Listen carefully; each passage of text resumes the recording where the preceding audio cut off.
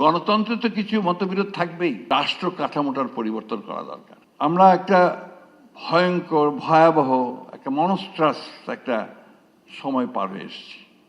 আমি বারবার ওই কথাগুলো বলেই নিজেকে এবং আপনাদের সকলকে আমি ভারাক্রান্ত করতে চাই না, কিন্তু এটা সত্য যে সেই সময়টা ছিল আমাদের জন্য একটা ভয়ঙ্কর সময়।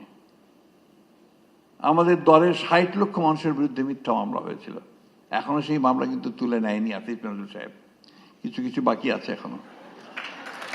আমরা আশা করছি যে খুব শিগগিরই এই মামলাগুলো তুলে নেওয়া হবে। আমাদের প্রায় ১৭০০ নেতা কর্মীকে গুম করে দেওয়া হয়েছে, এনফোর্স ডিসঅ্যাপিয়ারেন্স।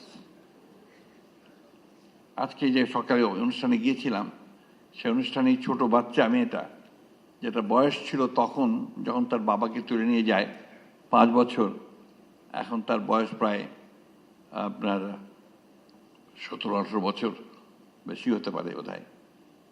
সে এখনো বলছে যে এখনো তো আমি আমার বাবাকে দেখতে চাই, আমার বাবা আমার হাত ধরে আমাকে ঈদের মাঠে নিয়ে যাবেন, এটা চাই।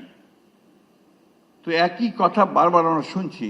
ওই জন্যই আজকে আমাদের সম্মানিত প্রধান উপদেষ্টা এখানে আছেন, আমি তাকে ধন্যবাদ দিতে চাই, তার ক্যাবিনেটকে ধন্যবাদ দিতে চাই। অনেকেই আমরা বিভিন্নভাবে কথা বলি, কিন্তু আসলে একটা বছর খুব বড় সময় না। এই একটা বছর সময়ের মধ্যে কিন্তু তারা অনেকগুলো কাজ করেছেন, এটা অস্বীকার করবার কোনো উপায় নেই। এবং যে কাজগুলো তারা সবচেয়ে বড় যে কাজটা তারা এগিয়ে নিয়ে চলেছেন সেটা হচ্ছে যে সংস্কারের কাজটা। আমরা ২০১৬ সালে আমাদের নেত্রী দেশনেত্রী বেগম খালেদা জিয়া উপলব্ধি করেছিলেন যে রাষ্ট্র কাঠামোটার পরিবর্তন করা দরকার। যুক্তরাষ্ট্রের ১ নম্বর জিম চেইন গোল্ড জিম এখন আবারও বাংলাদেশে বসুন্ধরা আবাসিক এলাকা ও বসুন্ধরা সিটি শপিং মলে।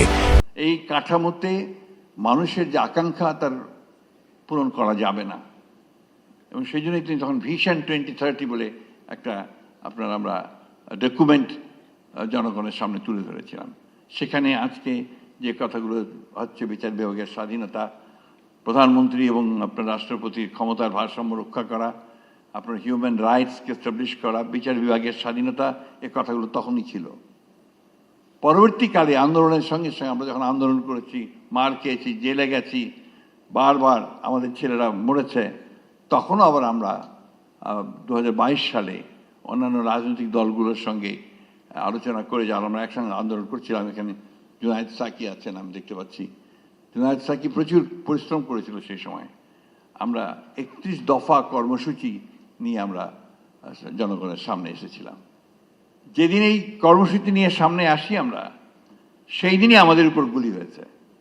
আমাদের অফিসের সামনে আমাদের সভা করার কথা ছিল, সেই সভা পুলিশ করতে দেয়নি, ভেঙে দিয়েছে এবং তারপর গুলি করেছে। সেখানে আমাদের মিরপুরের একটি ওয়ার্কশপে কাজ করা একটি ছেলে, সে সেখানে সেদিন শহীদ হয়। এরকম অসংখ্য, একটা দুটো নয়। তো সেই ৩১ দফার মধ্যে কিন্তু আবার এই সংস্কারের কথাগুলি আমরা বলেছি।